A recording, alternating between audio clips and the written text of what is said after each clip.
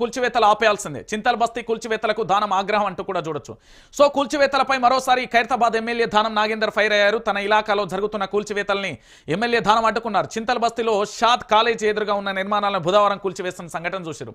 సొంత పార్టీ ఎమ్మెల్యేనే తిరుగుబడితే ఏమీ చేయలేక సప్పబడిపోయిన కాంగ్రెస్. ఇక దీని గురించి ఇంకేం మాట్లాడుకుంటాం మనం.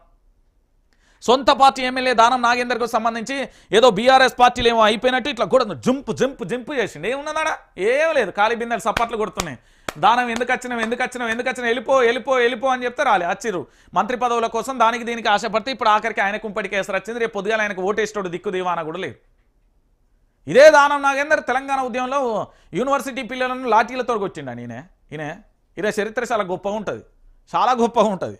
మన భాషలో కాదు, ఇంకో భాషలో గొప్పగా ఉంటుంది. నా పర్మిషన్ లేకుండా గుల్చేస్తున్నావు అంటే హైడ్రా మరి పేదల ఇల్లులో ఎట్లా గుల్చేసింది? నీ పర్మిషన్ అడిగిందా?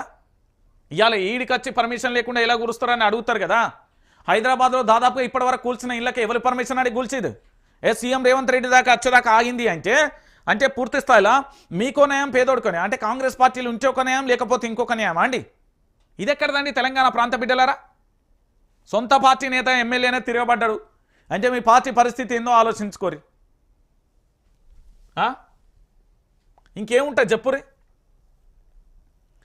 ఏముండదు ఇక్కడ. పూర్తి స్థాయిలో నేను చెప్తున్నా కదా, తెలంగాణ రాష్ట్ర వ్యాప్తంగా కూడా తెలంగాణ రైతుల కోసమే కాళేశ్వరం దశాబ్దాల సాగునీటి డిమాండ్లను తీర్చడమే లక్ష్యం.